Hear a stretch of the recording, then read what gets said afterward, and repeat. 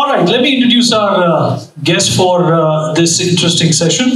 Lieutenant General Raj Shukla, recently appointed as a member of the UPSC board. General Shukla is a retired Army commander who has an enviable operational service record spanning 43 years. He also has an abiding interest in strategic military affairs and has authored close to 50 articles and lectured as well as participated in more than 170 talks and seminars all over the world.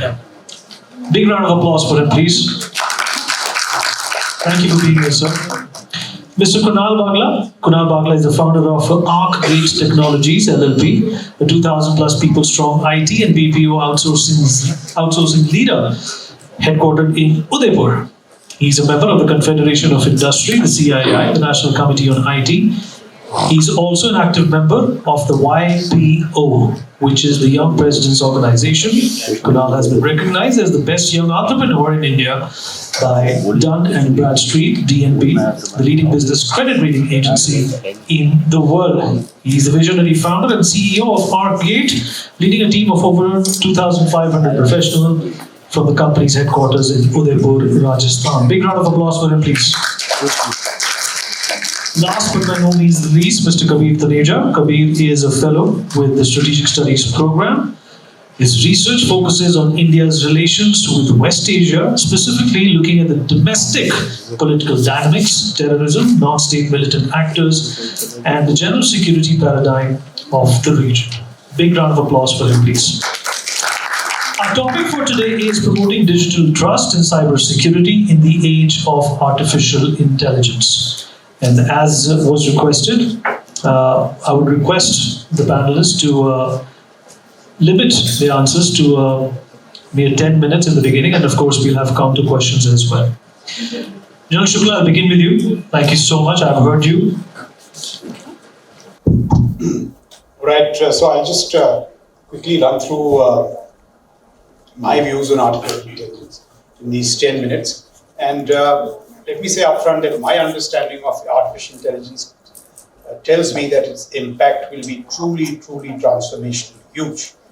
So let me first expand on that proposition, and thereafter, if time permits, I'll offer very brief comments on cybersecurity and digital trust, of course, in the context of AI. So let us begin with artificial intelligence.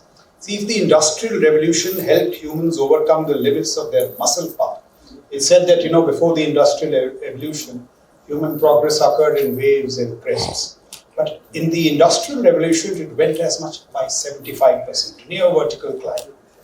Artificial intelligence will enable the human mind to overcome the constraints of its computing power by an order of magnitude, so far more than 75%. The velocity of change unleashed by AI is quite unprecedented. It will change the way we live and operate, radically transform the global balance of power in the international system, create a new set of strategic haves and have-nots. It will transform our informational framework. It will transform our politics, culture, labor market, social systems, geopolitics, as I said, veterans said, war fighting. It's already happening in Ukraine. AI is transforming the character of war. So what is left? AI is the most powerful disruptor in human history, with as many positives as negatives.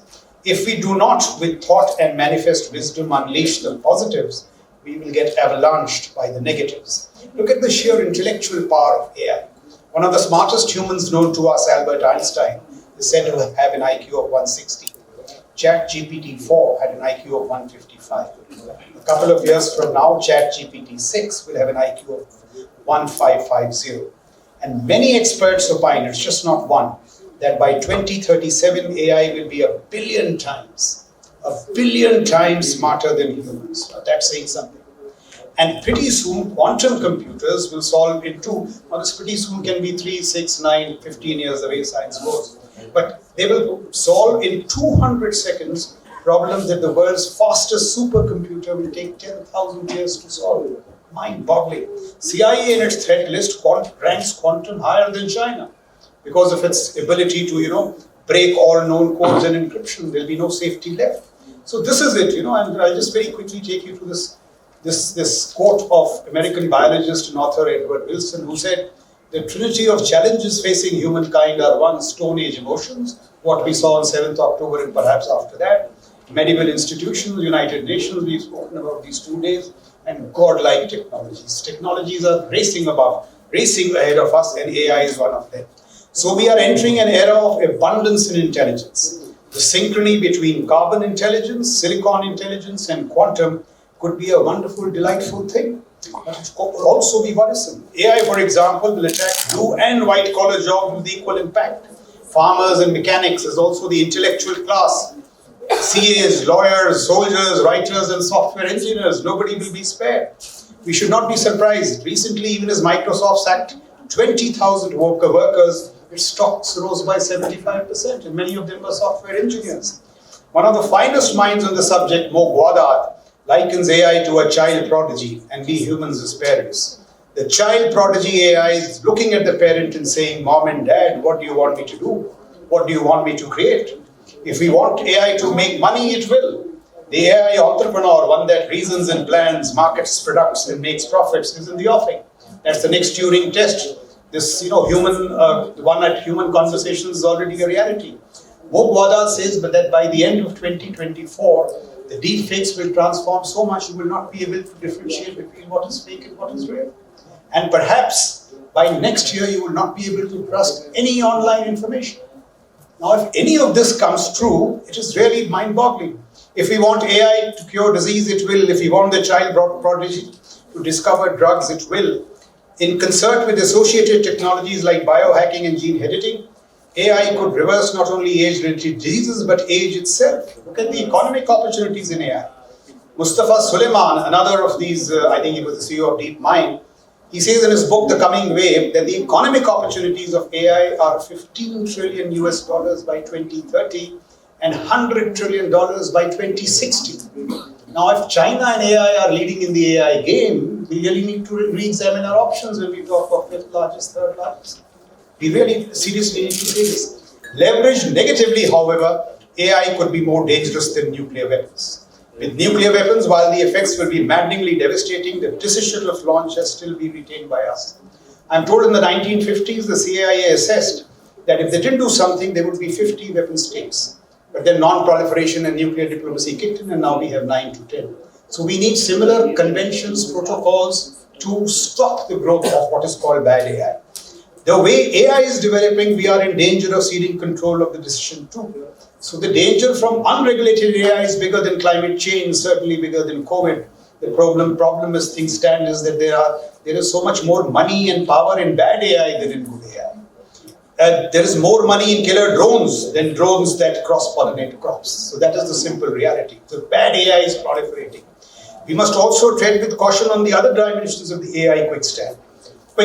Pre-AI, when we look for an answer, say, to a particular question, Google offered us 4 million websites to search and figure out the best answers in 103 languages. ChatGPT today gives us one very smart, articulate answer, but not one that is necessarily true. It is merely mapping what human averages as knowledge. It is so smartly packaged that we tend to believe that it is true. Look at the escalating impact. Machines are beginning to manipulate us in clever and powerful ways. 70% of articles on Bloomberg, I am told, are said to have been written by machines. AI is narrowing our choices, packaging our biases, pushing us, if we are not careful, towards distorted reality. What should also worry us is that AI algorithms lean towards the majority view, not really the discerning view, popular acclaim, not critical acclaim. So the greatest danger is that the discerning view in the intellectual discourse might get replaced by the majority view. So these are all the problems. So merely more and more tech is not good for the world, especially in the case of AI, unless it is also ethical. We need to act fast because AI technologies are democratizing with speed. They are proliferating rapidly and getting cheaper by the day. Very soon AI will attain the escape velocity to elude human control. That is almost inevitable. It is so dangerous that the wizards themselves now the wizards who created AI are now regretting their creation. Mo Gwadad, for example, has called for a 98% tax on AI development to slow it down. He, along with Sam Altman, have been advocating the creation of a UBI, Universal Basic Income to compensate those who will lose jobs. Elon Musk has called for a complete moratorium on further development of AI till we solve the problems. Now, these are the guys who know AI. We must listen to them. And so far as, future trajectories are concerned, experts opine that for some time we will see bad AI proliferating. But ultimately, and this is interesting, we'll come to an enlightenment moment in AI, when AI will become so intelligent, nearly wise, so as to be able to distinguish between good and bad AI. That point of abundance in intelligence is something like this. When if a bad general like me gives an order to kill 1 million men, enlightened AI will respond and say, General, that's not a good idea. Give me more time, and I will come up with a smarter solution. So this is, the future trajectory of AI. In sum, abundance of intelligence is not a bad thing, but limited intelligence is the problem. Abundance of intelligence, not vitiated unduly by greed, mistrust, or unscrupulous power, will usher in a world of plenty and unprecedented prosperity, a world of utopia. Unregulated bad AI will spell our doom. The problem, I conclude, is not AI, but the human prompt. And we must be careful about how we design the human prompt. Very briefly, let's now turn to cybersecurity, where AI could be a major fragility amplifier of the cyber threat. Amplify obtaining fragilities in the cyber domain, as I said, by an order of magnitude, to the point where nation states may no longer be the sole arbiters of national security. Let me give you an example. 12th May 2017, the British NHS ground to a halt. It was, hit by this conventional cyber attack, ransomware attack. It locked down access to key health files and capabilities, medical procedures were interrupted, and all that. We all know what happened. And this cyber attack exploit was WannaCry. It was built by the US National Security Agency. It was designed to undermine the security of major government and corporate networks. It was stolen. It landed up in the hands of the North Koreans, who then unleashed it on the world. 2.5 lakh computers were affected across 150 countries, something of a cyber Pearl Harbor. And a lot of $8 billion damages in economy and so on. But the point is that since it was a conventional cyber weapon, the state was badly bruised, but not fundamentally undermined. Now, AI-enabled cyber weapons are being built.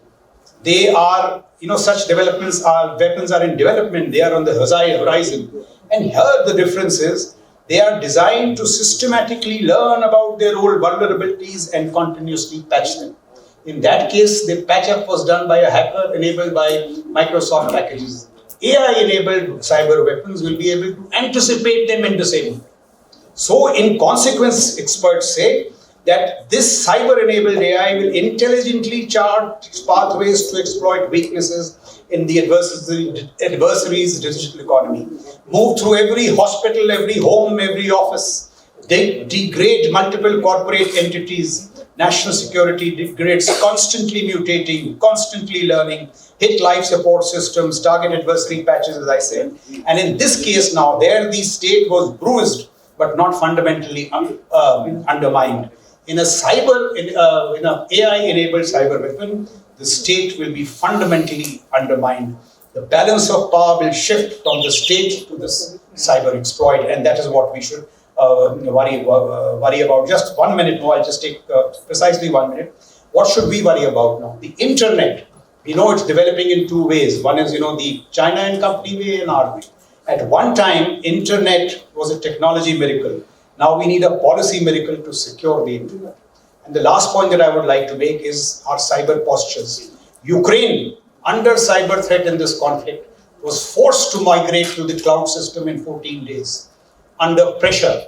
And it was enabled because of all the companies with the big West are there. When we mobilize for battle, armed forces have elaborate battle plans. What are our cyber plans? Will we be required to shift to the cloud infrastructure in 14-20 days? That's going to be a big problem. These are the problems of AIs which we need to think through. Thank you. Thank you very much. So very insightful, extremely well articulated. And that makes my life easier because I'm going to put my thoughts around the framework that he so nicely has put in front of us.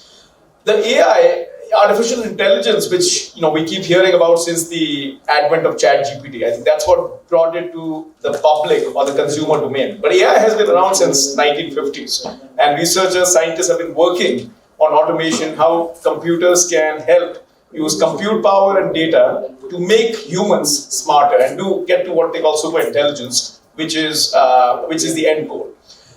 AI to me is an umbrella, right? There's the digital technology adoption, and then there's the automation. The automation could be robotics on a factory floor, industrial environment. It could be generative AI for media companies to, like you said about Bloomberg, writing content, summarizing, synthesizing information. It could be in various, when you're ordering from Zomato, the personalized recommendations you get, or Uber knows what your preferences are. So it's crunching through large amounts of data to understand at a personal level what to offer you as a human in the loop, or bridging the gap between technology and human. So there are tons of positives which AI or this large compute. If you hear about NVIDIA, the chips that they have come out with over the last 10 years, which has made it a multi-trillion-dollar company today, one of the top 5, they are powering a lot of the compute and intelligence, because prior to that, that was not possible. And second is the data, right? The internet gave us a ton of data, human-generated, user-generated content, which these algorithms are able to take and make a lot more sense about multimedia content, right? What is content? It's text on the internet, it's images, it's videos, and it's audio. So if you look at all these different types of content, you start analyzing it in different languages. So before we were amazed by Google Translate. Now with natural language processing and how it's improved, people from, let's say, South India, who do not speak Hindi and English, are able to learn from best practices, let's say in agriculture, from a farmer in North. That's a big learning process, human knowledge. Think about the knowledge from Africa to India to everywhere being shared, put in a common platform. Not only knowledge in verbal audio, but also images, videos, text, and legacy text also. All the books which we have since the last thousands of years in different dialects and languages. So it has a lot of potential for doing what humans are just not good at, right? If you look at a radiologist or cancer specialist trying to look at images and look at patterns, human eye can miss things, whereas a machine is probably much better than us, and should be, because it's a machine. So I think we have to augment what they call co-pilot, right? A machine working with the human with the right guardrails. So that way we avoid the dangers and the problems which technology's misuse can bring to front. And I believe, if you look at the two aspects, there's a one thought process in the world that we need to stop AI's development because it's too risky. There's the other one, which is let it go, let human innovation and entrepreneurship drive it. I think there's a middle ground.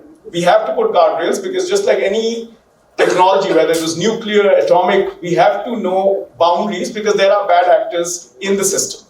And bad things can happen knowingly or unknowingly. So when you hear about social media apps in the US, getting banned, or the government wanting to ban something, there are two ideologies. One which says, let there be freedom of speech, choice. The other one which says this is a risk to national security. I think the truth is somewhere in the middle, because there are biases, there are government propaganda, there is authorities controlling algorithms and content that's getting pushed out to our children. Our 10-year-old, 12-year-old children are being shown certain content in a certain way, a light, that helps them develop biases. So you see a lot of pro-Russia, pro-Ukraine content in different regions of the world, on different platforms. And that's not, that's basically human intervention going in. So that is bad. And that needs to be controlled. And if government or actors are influencing the thought process, they are very, very smart, because they are controlling the minds and brains of young children, which when they grow up, they've already formed a certain opinion about the community, about their country, the nation, their viewpoint of the world. And then it's very tough to change them. You can then control them at the mind level. And that leads me to the next thing, that as powerful AI and digital is, if we just focus on the economic benefits, there will be tons. I think there will be multi-trillion-dollar companies, there will be bigger gap between entrepreneurs and organizations which really leverage the benefits and monetization from hardware, software, the data world. But then if the authorities, the policymakers, do not work with the private enterprises to figure out how to put these guardrails, we will be in a tough position, because with elections, getting tampered with, information becoming disinformation or wrong information, how do you judge what's correct, what's not? And there your biases get It can cause religious issues, political issues, disharmony in the society. And in a country like India, which has functioned so well, I call India a land with multiple nations in one. And the way the harmony is formed, you don't want that balance to get disbalanced. So I think we as entrepreneurs, as policymakers, as citizens of the country, we should all be very particular about how to use AI and digital to help our nation make progress economically, financially, and become a superpower in those dimensions. But at the same time, we have to figure out how to protect our youth from the bad things that AI can do. And at the same time, that leads to cyber trust, right? The whole risks and factors, the next generation of wars are going to be fought in the digital space. So how do we become really good at leading the agenda to set the policies, the frameworks, the standards at a global level of what is acceptable, what is not? I think India has done a great job at the India tech stack, right? We hear about UPI, Aadhaar, superb work, and that's what has played a big role in getting us in a very good position today economically and respected in the world. It's cutting down some of the corruption, some of the leakages in the system. Similarly, I think India needs to lead the next wave of global adoption and building the framework of what are the AI rules, what is acceptable, what's not, who are the governing bodies. If you're putting out an algorithm or doing something or building some next chat GPT, how do we make sure intellectual property, copyrights are protected? How do we make sure you don't want to be someone, you don't want to allow entrepreneurs to go crazy and run without any rules and boundaries. We've seen that what's happened in the crypto world with FTX and other meltdowns. There are several episodes as that.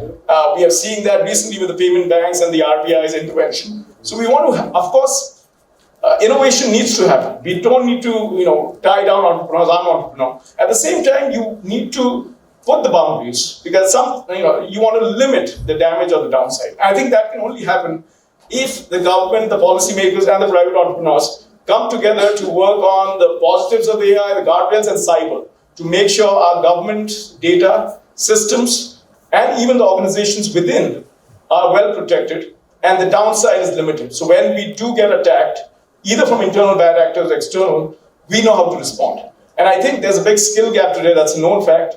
There are big technology gaps, there's a lot of work to be done there.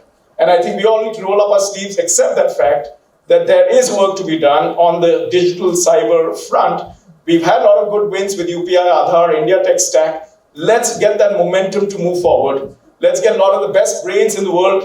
There are a lot of Indians in the US, UK, or other parts of the world. Let's attract them back to work in the government. Help us, just the way Nandan Nilekani led after his Infosys ride, help the government come up with the tech stack. So look forward to everyone thinking about the next future wave, seeing what are the positive, negatives, balancing it out, but let's do what's best in the best interest of our nation. Thank you. Kunal, thank you for that. Very insightful. Thank you so much first to USANAS Foundation and all the partners for this conclave. I am the last man standing between you and your evening, so I will keep this fairly brief. I'm not a tech person. I largely look at geographically West Asia as was introduced, but I also look at terrorism and terror groups and how terror groups react and respond around us, and technology is a big part now of how the terror groups function. We saw that yesterday with the attacks in Russia, for example. And the relationship between technology and terrorism is not new. You can go back to the improvised explosive device, that was also technology. We can go to the shoe bomber, which was a case in the US post 9/11, which is also technology. But what has happened today is a co-option of technology by terror groups for which we have no answers to. So when we are going forward, when we are talking about narratives, when we are talking about building narratives, we have moved away from the kinetic part of it, and we have moved more into the societal part of it, or the cultural part of it, and how sort of we use social media, for example, and how do they use social media. It's actually in the same way. Because for the first time, when we saw Facebook come up, when we saw other, I'm going to show my age now, but they were initially other social media platforms like Arcgate and MySpace and Hi5. These technologies revolutionized on how we use technology and how we use to communicate with each other.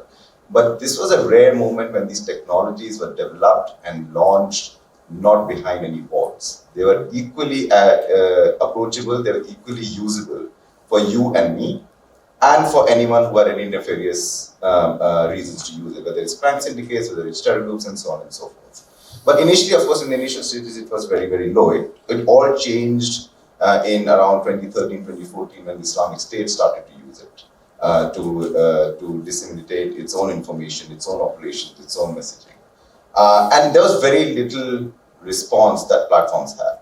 But that was also the time social media stopped being really social media. The part social of it became irrelevant. It was media. And that media was for the first time more approachable and accessible to all actors and all users at the same time. I remember in 2014 when there were operations happening in Aleppo and Raqqa, they were being live streamed by the Islamic State. And you could actually send likes on it and send emojis on it as a user while you're sitting and watching this war live in your living rooms. And you're not just watching it, but you're interacting with it. Right? So ultimately, a terror group was able to show you in your living room what they wanted you to see. Right? And people were watching. It's not like people turned away because it's the Islamic State or Al-Qaeda, whoever it is. Everyone watched. So fundamentally, that's when social media stopped being social media. Then came the heat on platforms. Platforms were told, well, these guys are using your streaming services, they're using your tweets, they're using your images and platforms to send images, and you're not doing anything about it. And suddenly the platforms realize we don't know what this is. We don't know how to deal with this. And we don't know whether this user should be allowed on our platform or should not be allowed on our platform. And because there was heat back then, they developed newer ecosystems such as the Global Internet Forum for Counterterrorism, where all these technology platforms came together. They brought in money, they brought in some expertise with the idea of how do we stop this kind of content from being used on our platforms. And the answer was, it's not easy. Because if you start deplatforming content, you start deplatforming people, at some level, it means that you are controlling your very basic business model, which is equitable access to technology and information for everyone who's trying to use it. And mind you, these are businesses. They are not channels. There's no regulatory system around it. There's no code of conduct around it. It's free for all. And even I was part of Global Internet Forum for Counterterrorism, still am, since it was initiated. And over 5 years, you could see the technology companies battle with this idea. Is our baseline profit more important, or are we supposed to deplatform these and then face the wrath of freedom of speech, as was mentioned before, and how to go about it? And with that came the entire idea and quasi-industry of countering violent extremism, preventing violent extremism, misinformation, disinformation. Everything started to get siloed into small brackets on how we are supposed to deal with this. This actually pushed back against any formative, coming up with any industry standards on how to deal with this. Because someone would say, well, that's actually misinformation, that's not countering violent extremism. Someone would say, this is disinformation, that's actually not. Disinformation would be seen as, oh, you're stifling a public opinion that should be platformed, and who are you to decide whether it should be platformed or not? So suddenly they started losing control of their own platforms, which continues to this day, by the way. Right, so we are in a very interesting sort of question of what is social media. And now we're talking about AI. We are already moving towards the next steps of how this technology is going to go forward, and how nefarious actors and terror groups are going to use these technologies going forward. We've already talked about asymmetric warfare earlier, talking about how Islamic State, for example, got drones very early into the conflict. I remember one of the reports I read of a quadcopter being sort of utilized to drop crude grenades, basically using a pulley system. And the quadcopter was actually bought from Delhi. It was operationalized in the UK, then shipped over into Iraq for use. Right, so they were using pairs, basically toys, or basically technologies that you would use to shoot wedding videos, to drop IEDs. How do you counter that? No one had any answers. No one still has really any answers on how to go about it. And that's where they are winning. In narratives and in counter narratives, there has been no pushback that has been successfully be able to dislodge what they want to say or how they want to say it. Very quickly, I'll give you an example. There was a report, an incident recently of the Islamic State head for India being arrested in Assam.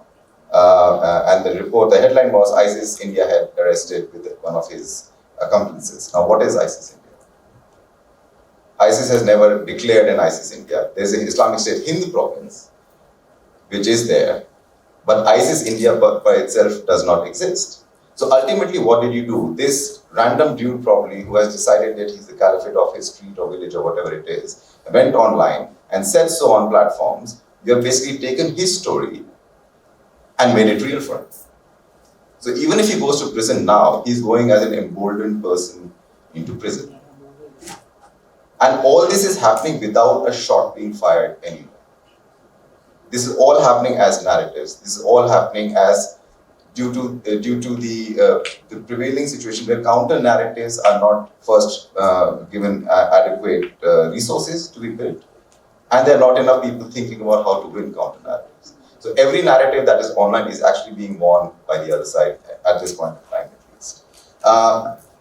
And of course, this has been a design push by such groups such as the Islamic State. And I keep mentioning the Islamic State because they were the sort of ones that really put some metal behind their own ecosystem and how to take this forward. When it comes to, for example, quasi-hard power, when it comes to crude drones and so on and so forth, they had engineers that joined their teams coming from Algeria and Tunisia and actually came and built those things up. Now, when we are talking about the online space, the Islamic State released a document early in 2012, 2013, basically giving the same heft to a person who was propagating online, giving them the same heft within the hierarchy of the group as that of a soldier. So it was automatically they gave them that cape to wear, that you are, even if you're not there at the battlefield with us, you are equitably important, you're equally important to our cause by just sitting there and basically pushing our propaganda out. And one of the best examples of this is when there were riots in Delhi, and the first issue of Voice of Hind came out during those riots, basically trying to piggyback on what was happening and instigate the populations even more. And that's a very crudely done magazine, and it's very difficult to know how many people actually read it. But it did come up into my sort of ecosystem, so that means that it has actually traveled somewhere or the other. So we are already seeing that battle lost, and now we know for a fact that that Islamic State has manuals on how to use AI, now AI in a very rudimentary sense, like how to use AI to best distribute your propaganda, or how to create propaganda quickly when something has happened and get it out, whether it's translations, whether it's text on images, and so on and so forth. So there is a 15-page propaganda thing that is freely available on Telegram and other things that their own ecosystem is already using to distribute this very successful outreach of propaganda. Now the question that very quickly comes is, what are we supposed to do about it? The counter-narrative battle is lost on a weekly basis bias, and that comes from a fundamental understanding, which is my understanding.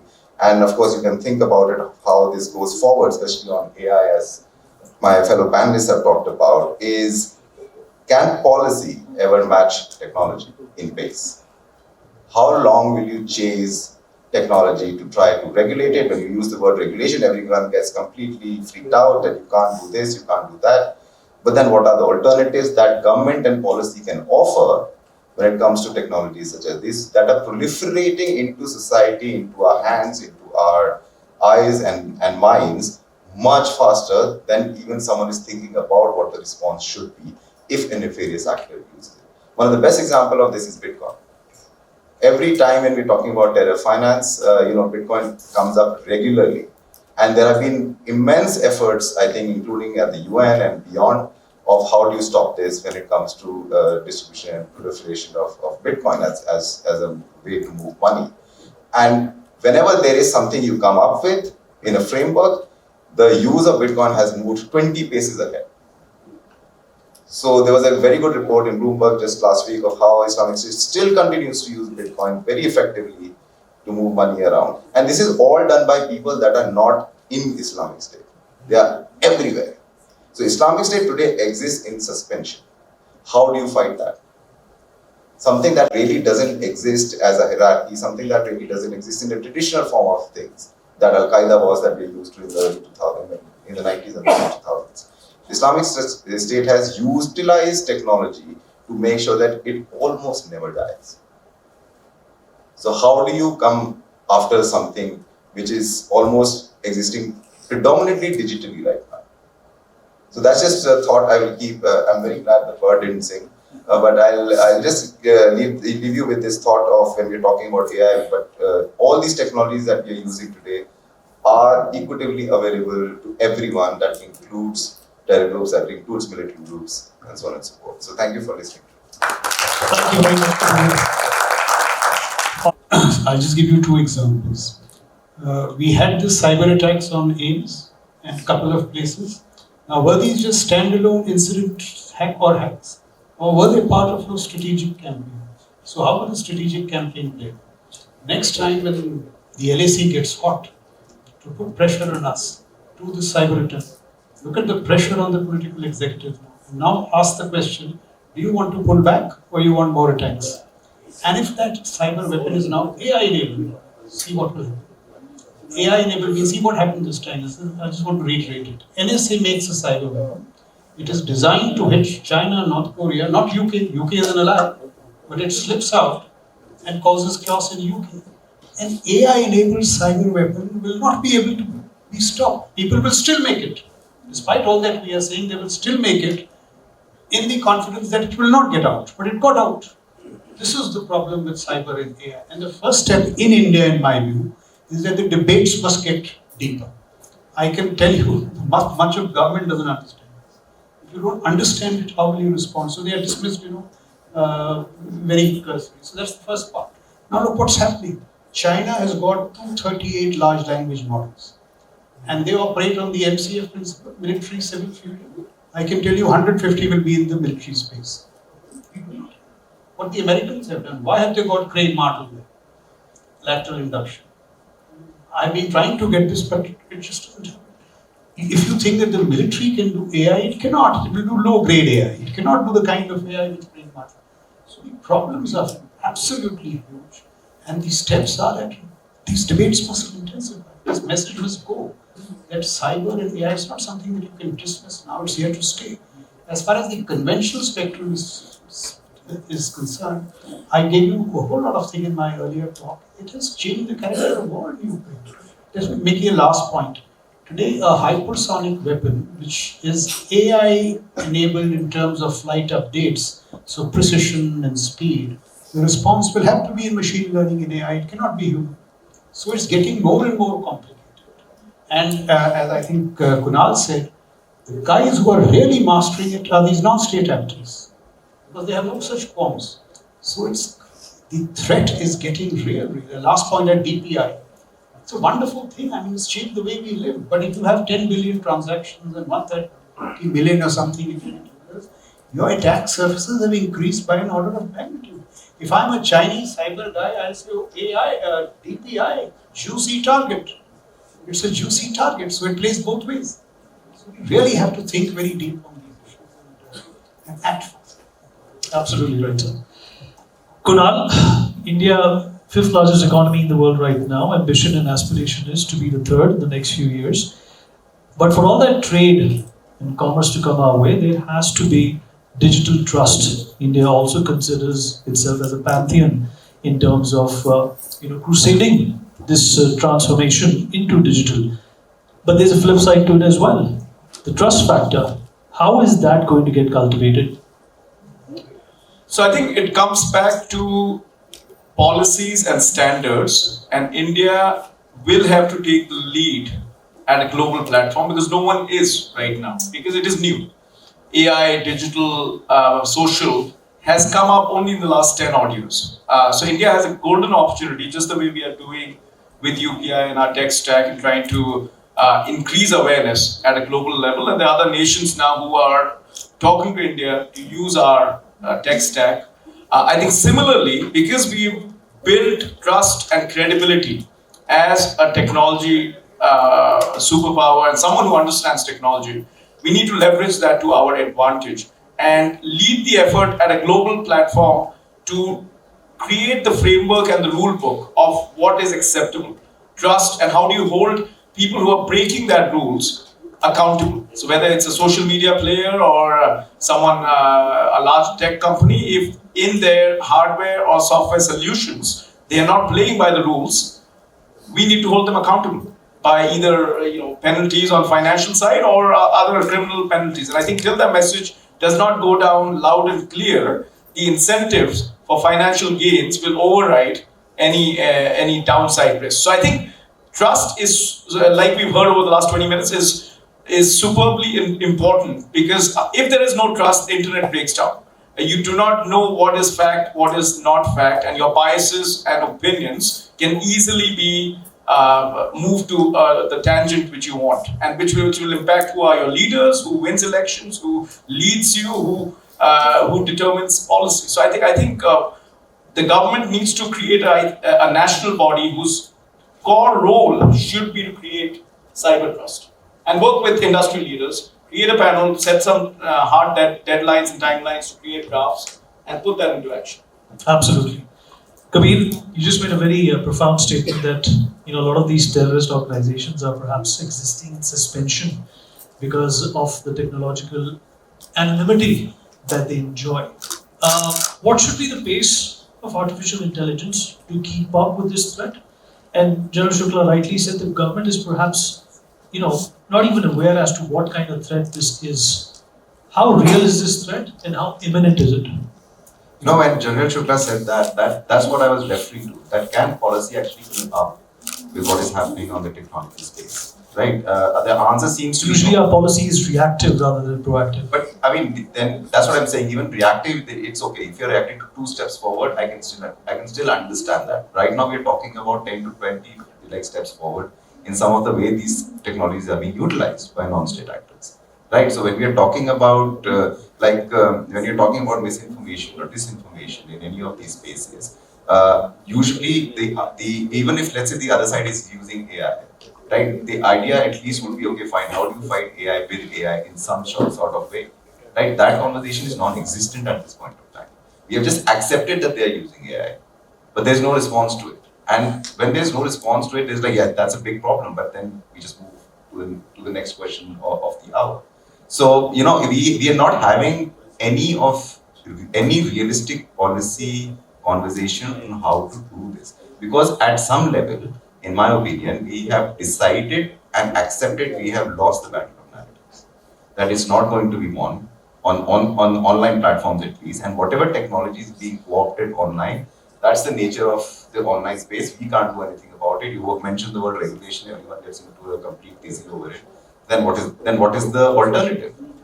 You have to have some guardrails, as I said. I think guardrail is an excellent word if you replace that. You said Bitcoin comes up every time, but Bitcoin is soaring, right? But that's what I'm saying. They are benefiting from it. Because what is the pushback?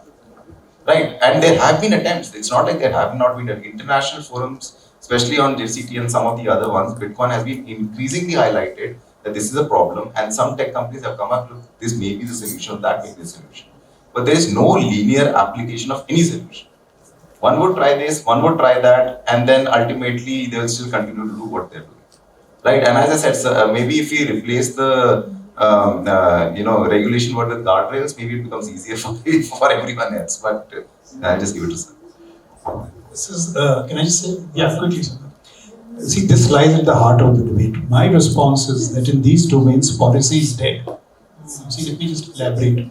8 years back, Ash Carter, the Defense Secretary of USA, which is equal to our Raksha Mantri, traveled to Silicon Valley and told Eric Schmidt, see, these are the generation of digital weapons we want. This is the GSQR, General Staff Qualitative.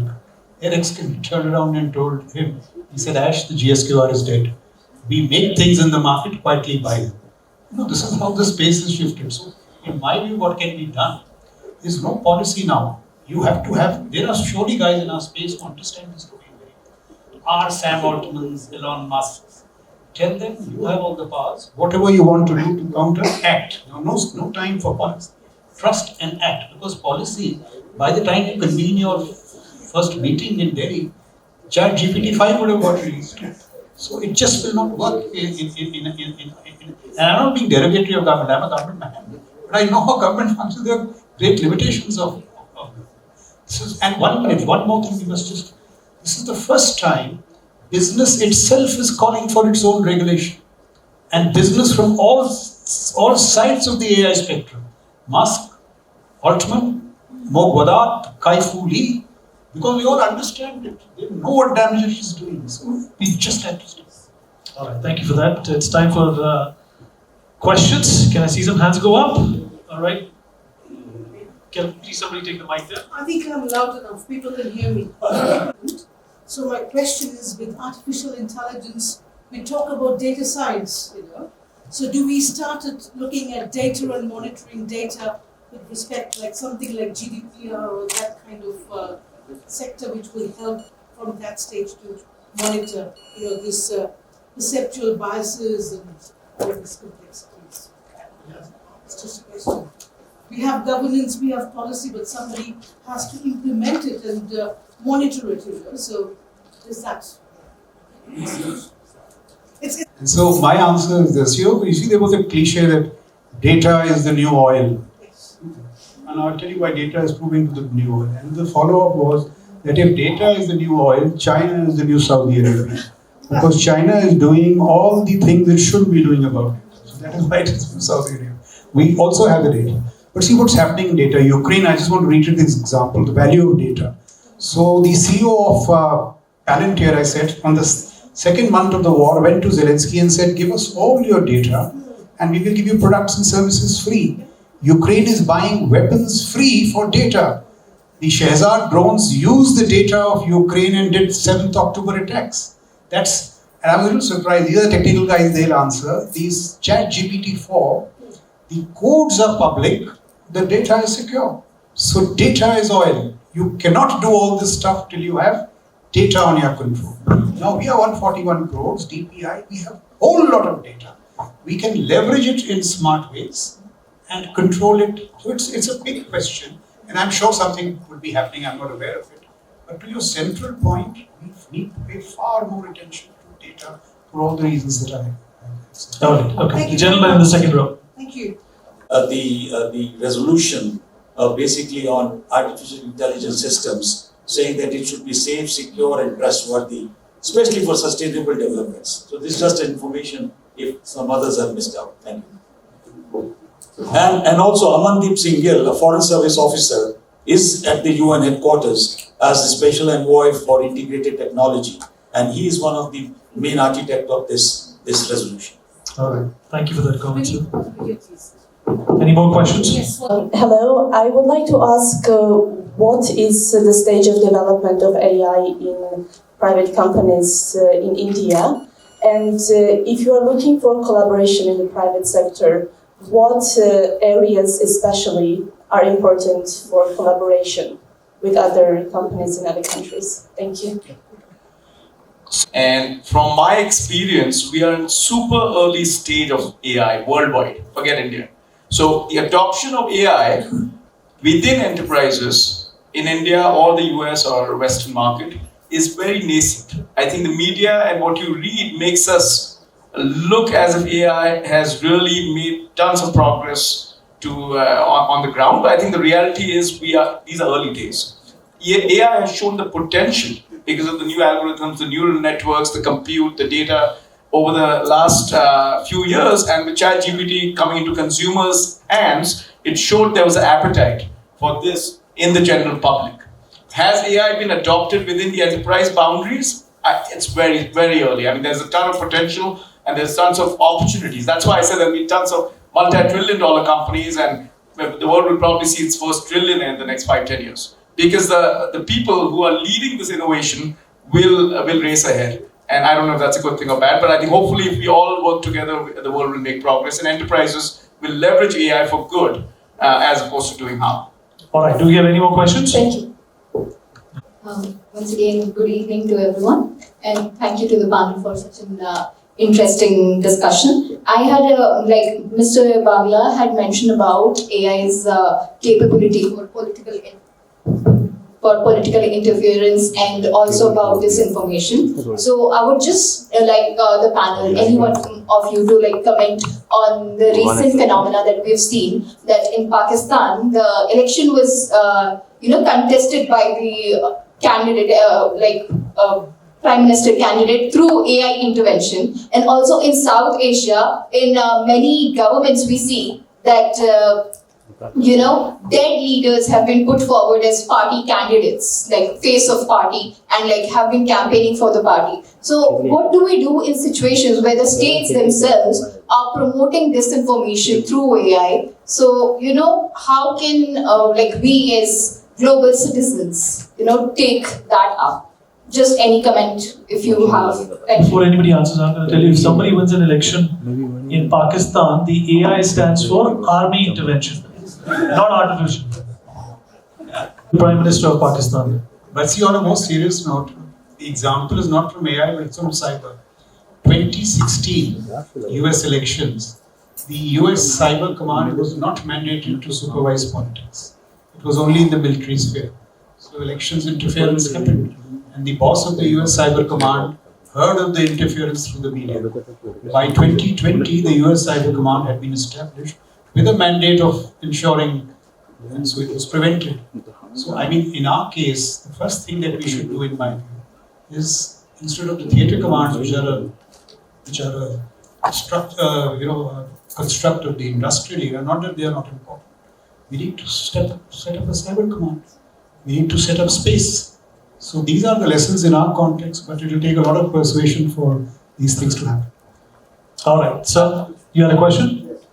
Can somebody please pass the mic? I'll add one quick point before we move to the question. I think that there are some smart solutions very intelligent people worldwide are working on. For example, with all the images and videos that are being generated, there are watermarking solutions which will help the platform players label or detect whether something is machine generated or AI generated versus human, number one.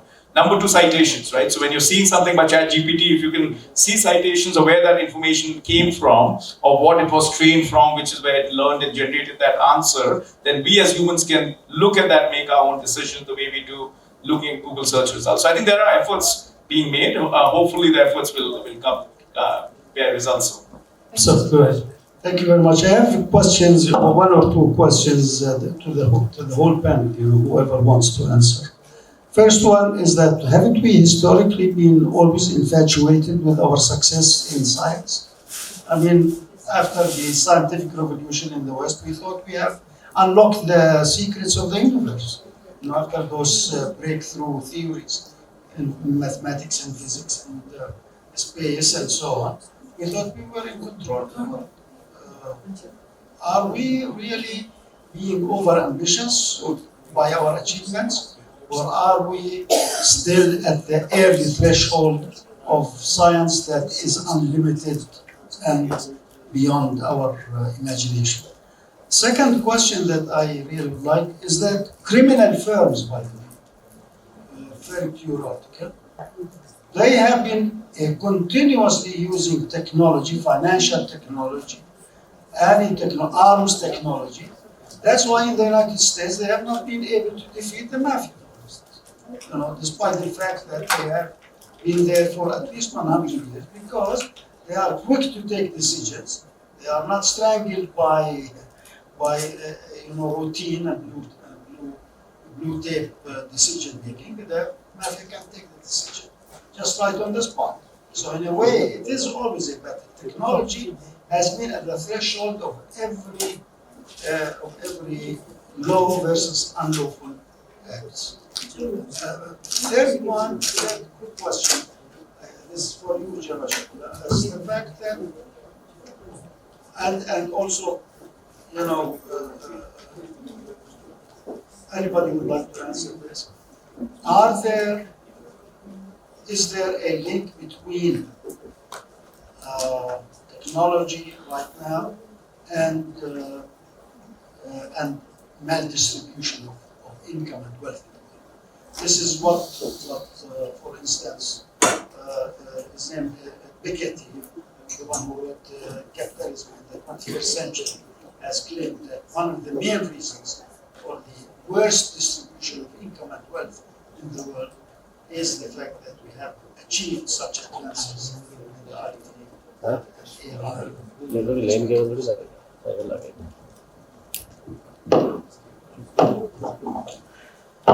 I just quickly comment on you are very correct. So this is the last question. We've run out of time. Yeah, okay, very quickly. So this is where you're very correct assessment about that technology has always been at the fundamental root of how, let's say, non-state actors, whether it's financial, whether it's kinetic, whatever it is. But I think what has happened for the first time in the past 10 years is it was very difficult for kinetic technologies of the past to reshape thinking internationally, right? The digital technologies allow for that to happen.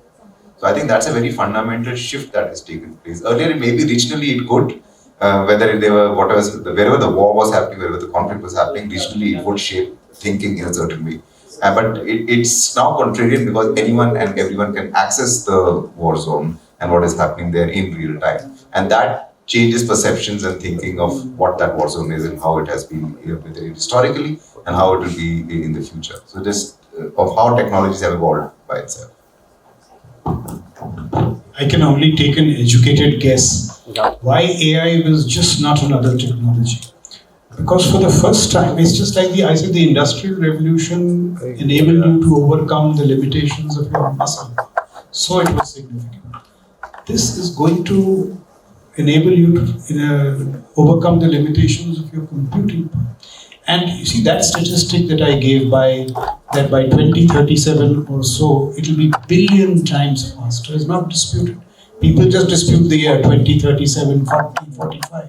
But everybody is saying it. So now if it is going to get more intelligent, for example, human in the loop, the human in the loop will work when the human is less intelligent than the loop. Now the loop is more intelligent than the human, it will overwhelm it. So there are all kinds of possibilities, but AI does seem to be a very, as I said, a very powerful disruptor. The exact trajectory may not be predictable, but the direction seems to be clear. All right, we'd like to thank all my panelists for a wonderful discussion. Please, a big round of applause for everyone. This also concludes the second day, and the sessions are over for the day. Thank you very much. Thank you, guys.